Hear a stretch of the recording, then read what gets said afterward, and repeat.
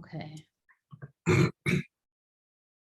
Let's see. Start at the top of the questions. Would you introduce yourself and your job? Hi, my name is Dr. Brian Flota. I'm humanities librarian at James Madison University. And in the position, I serve as the library liaison to the English department, foreign languages, a department called WRTC, which is writing, rhetoric, and technical communication, and something called SMAD, which stands for the School of Media, Arts, and Design. Oh, wow. That's a lot of Yeah, affiliation. long, except for English, they're all super long. Yeah. So what is your experience with collection development? My current experience, I've been in this role since 2013. And so that is my most sort of practical experience with special collections. The 2 years before that, when I was in library school, I had 2 assistantships. One was at a very niche library called the Illinois Fire Service Institute Library. Oh, wow. And their collection development was, I mean, it was essentially just ordering from Amazon with a certain budget parameters, and they usually items came at the request of faculty who taught at that particular location. I also had an assistantship for a year with the Literatures and Languages Library at the University of Illinois, and I didn't do like classical collection development. I essentially made suggestions. So I would look through what are called slip notifications. Hopefully now, some of you have heard of this. They should have. Multiple other from other interviewees. And so what I would do would be going through catalogs from usually university press vendors, but others, and looking for titles that were possibly relevant to the collection, and looking through like a New York Times review of books and things like that for recently published literature with good reviews and stuff like that. Prior to that, I would describe my collection development experience as being IRL. I got my PhD in English, and as a result, I spent many an hour in a bookstore looking for stuff and knowing what could be found and what couldn't. And I'm also just a collector type, the big record collection, and I have and in the past I had a large comic book collection, so I've collected a lot of stuff over time. So collections in general interest me. So that's my previous experience. My current experience with collection development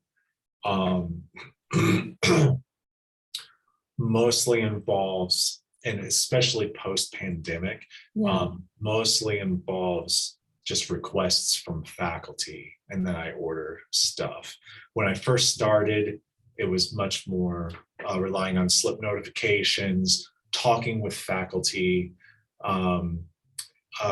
sometimes with students, figuring out the kinds of things that they wanted that maybe we didn't have in our collection, so filling in some gaps that way. But since we've had to play catch up for basically having no budget for the last couple of years, a lot of it has just sort of fallen to direct requests from faculty with the occasional sort of hot title that comes along, or recognizing a gap in the collection and trying to address that through some purchases. So I hope that answered some of your questions. There's a little bit more that would involve things like databases or other sort of big ticket items, but maybe more pointed question can come. Whatever you want to talk about collection development. Don't do a ton with that, but I think management or whatever. Yeah, maybe a couple of questions from now we'll come back. Okay, sure. Yeah. I have my little structure of questions here that I've Yeah. been asking everybody. How or where did you learn, or maybe you didn't learn your collection development skills? Yeah, I mean, I think the initial experience came from those assistantship experiences during graduate school. Um, so like there, you learn a variety of ways for dealing with vendors, working with budgets, knowing what your patrons or constituents are looking for and what they need. So um, it it kind of involves a lot of, I don't know, we would call it like soft skills, like listening, dealing with people who have the stuff, where to look for stuff that, what if, the people you're dealing with don't have it? How do you try to get it? Is it possible? If so, how can you do it? So those were good things to learn. When I had the experience of the Literatures and Languages Library, it was more like you've got a whole bunch of information here, tons of new stuff that is being offered. Learn to be selective, like know the collection, and know the kinds of things that we have and the kind of things that are available that would complement what we have, etc. So one of the things I learned, and again, I think I can talk about this a little bit later, but is getting to know your collection, Yeah. whether they're physical books, browsing the stacks and just sort of knowing what you have. That was a good thing to learn as well. As far as like in-class training, not a ton. I would say there was maybe a week or Yeah. two where that was covered, as in like, you need to do collection development. Sounds But about right. it wasn't terribly rigorous. I feel like the experiential part where a lot of that was learned. So you were doing a heroic favor for all future librarians in this endeavor. I think this is good stuff to impart. Yeah, it's been almost across the board that people learned very little in LIS schools about collection development or management. It's been a real on-the-job training. Yeah, interesting. Yeah, so some of it, as a combination of like learning from whether, on the job and just your interest in collecting stuff. And it doesn't have to be like the kind of stuff I collect or hobby related, but it could just be the way that it's kind of like research, however your approach to research is probably going to be similar to how you approach collecting. You're going to know certain things a lot and you're going to know them deeply. And then there's other things that you're going to have to be a little bit more reactive and maybe a little less informed, but that's not necessarily a bad thing. When you say, we can go ahead and talk about knowing your collection, because the textbook talks about it a lot, but and some of our readings talk about it, but what does that really mean, and how do you do that, or how do you know your collection? In some ways it's easy to do, and others it's impossible. So when I first started here, there was one department that I was responsible to liaise to, and that was English. And since that was my background, that wasn't too terribly difficult. However, there's a lot of books up there, so there's no way you're going to know everything.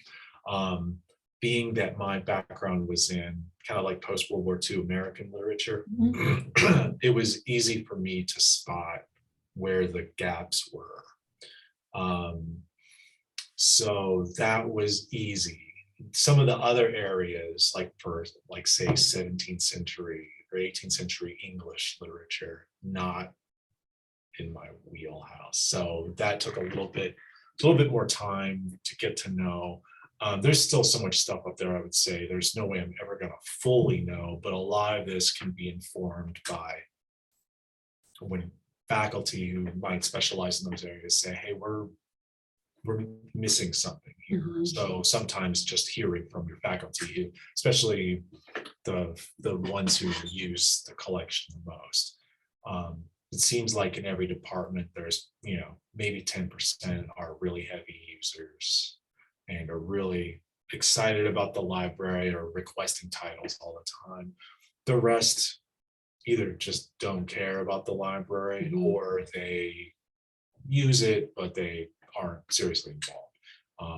That seems to be pretty consistent across the multiple departments I've worked with. Oh, And interesting. yeah, not necessarily a bad things. I mean, some people's research isn't necessarily going to be found in books. They might be Right. quantitative research. They might be doing more article stuff, which is just more database driven type of Mhm. thing. Or yeah, so um, but yeah, getting to know your collection, like especially in a collection that big, it's gonna be difficult, but you can learn, and it does take a while. It's not Mhm. something you're gonna know immediately. Then there's other things where it's you just get in there and all of a sudden like you just know that collection. So one of the other things that I've been pretty directly involved in here is working with our special collections, Mhm. since English is one of the sort of heavier users of special collections. A lot of faculty will request things from me, but I'm not in charge of buying that stuff, so I get in contact with special collections. So sometimes I'm a conduit between the two units, Okay. and there are times when the um, it doesn't happen in a while, but in leaner budgetary times, there have been times where we actually, transferred money from our budget to special collections so they could purchase something that one of our faculty requested. Um, but the thing that was probably most interesting early on is in my first year, a couple of faculty asked about um, Black literature that we had in special collections, Black US literature. Mhm. And so I, asked some of our data people for like just everything we had in a spreadsheet. And I looked at it and realized we really didn't have a lot. So I worked with the special collections librarian, um, because that was an area of expertise of mine in my previous years. And we started developing that collection like intentionally, very, kind of slow at first, and kind of built that up over the years. So that, like that special collection is something that I Mhm. know pretty well. So like that's something I've spent a lot of time with and had a hand in developing. So there you kind of grow into the knowledge. The other thing I did, which is just bonkers, is I donated like 10,000 comic books Oh, to wow. the library. And as a result, a lot of people on campus started asking questions and started actually making use of these for classes. So Oh, neat.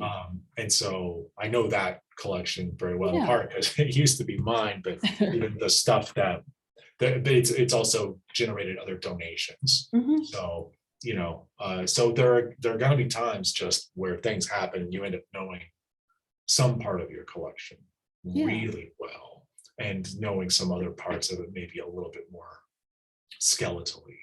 So Mhm. yeah, I hope that Oh, answers. yeah, that's perfect. Yeah. Let's see, you mentioned a little bit about budget, about lean times. How do Yeah. you manage your budget, or is there an ideal way to manage it? Um, I know there's probably never an ideal way to manage it. I Mhm. would say that our budget here it's pretty good. I've Okay. never had like serious problems just being like we can't get anything because Mhm. we ran out of money. Usually there's about usually the fiscal year, it goes on fiscal years, which tend to Mhm. start July 1. Um, we tend to get the money a little bit after that, probably middle of July. And usually sometime around the end of March or early April is where it ends. So that's when you've got to buy stuff. Um, Usually the beginning of the year is at the fiscal year is buying all the stuff that people requested when you couldn't buy stuff. Okay. So usually right away there's sort of a big a big set of purchases right off the bat. And then as time goes on, I tend to be a little bit more conservative during the early part of the year, so that I know I'm not like burning through the money. So usually in the spring, so January, February, that's when I'll start kind of ramping up purchases that weren't, emergency requests or things like that. This has changed in some respect over the years in my position. There used to be a separate sort of stream of funding for streaming or DVD purchases, which I don't really do anymore. But now we are responsible for streaming, which that can be really expensive, and that does, especially with enough requests, that can definitely eat into a budget. So that's something that factors in that we didn't have to worry about before. Another thing that's changed is we do something called cluster spending. So it used to be I was just in charge of like the department I was in charge of, but now there's 4 or 5 of us that share one large pot of money. Okay. And so we've worked out sort of a deal between us that whenever a certain request crosses a certain monetary threshold, we sort of get in touch with each other and make sure we're cool with it. So that's another way of sort of making sure you're not just burning through cash. As far as databases and stuff are concerned, I don't know how much this has been covered in other sessions, but these things are very, very expensive. And a lot of them we have through sort of consortium agreements with other universities. So that's one of the ways to help defray some of the costs of this. For things that faculty request over the course of the year, that we have a certain amount of funding. It varies widely every year. So some years you can't really do much. Other years you're a little bit more generous. So we have a whole fairly lengthy process where we'll trial a database, we'll get feedback from people, and then we have a collection development committee that will vote across the libraries on the things that are of most importance, and then they go through. So I have spearheaded the acquisition of a handful of databases, and whether that would be like on a per year basis or outright purchasing it, tends to be a lot cheaper in the short term to purchase one, but those can come with big price tags. So often it's more affordable to get them sort of year to year, which, if you have it long enough, it ends up not being cost effective. So that's a sort of a different way of approaching management of a budget. But I kind of try to be, like I said, kind of conservative with the money early on, and a little bit more loosey-goosey toward the end of the year. That makes perfect sense. Yeah. Let's see. Getting towards the end now of my questions. What advice do you have to give to somebody just beginning collection development?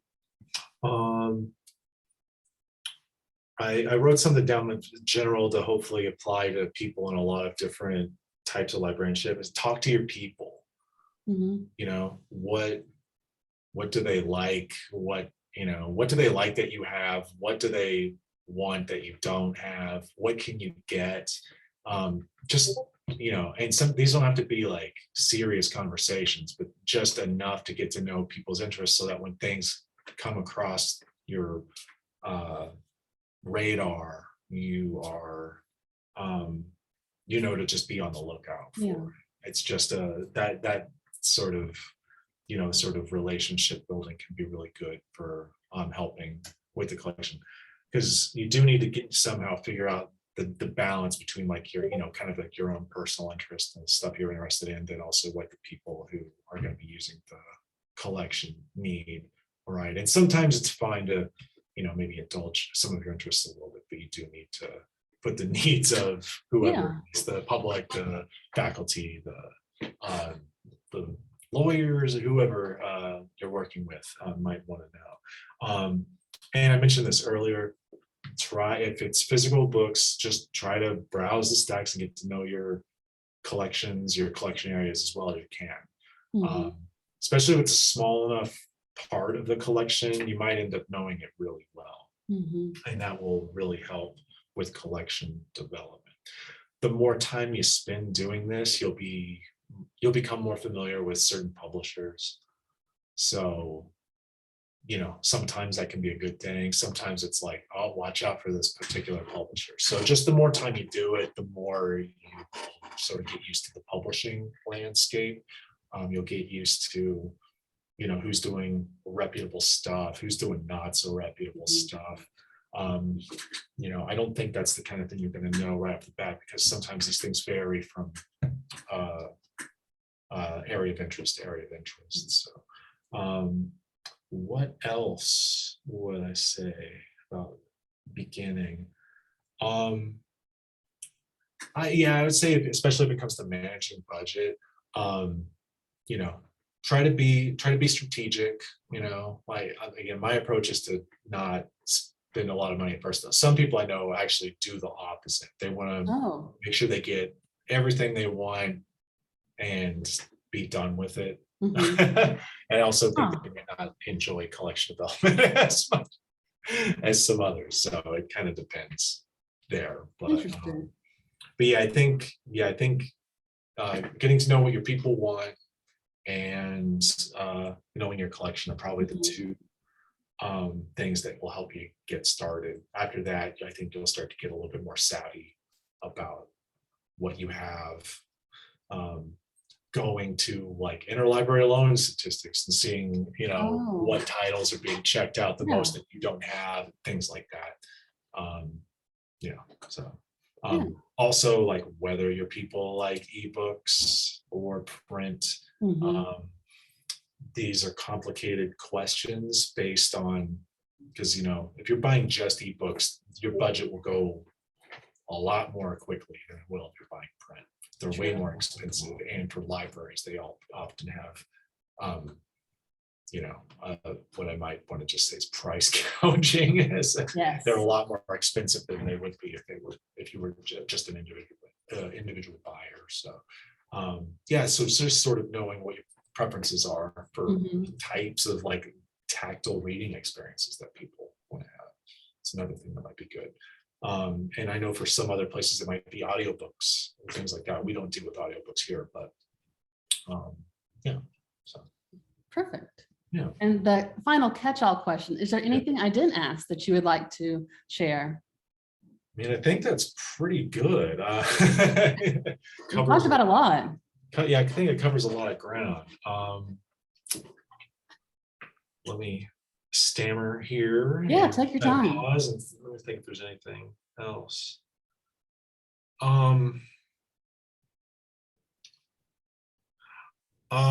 Probably be aware in the current climate, there are sometimes politics involved in this, and choose your battles and choose them wisely. Some places that's not going to be a factor, but other places it might. So that's just something to consider. Might be more practical for some people out there than others.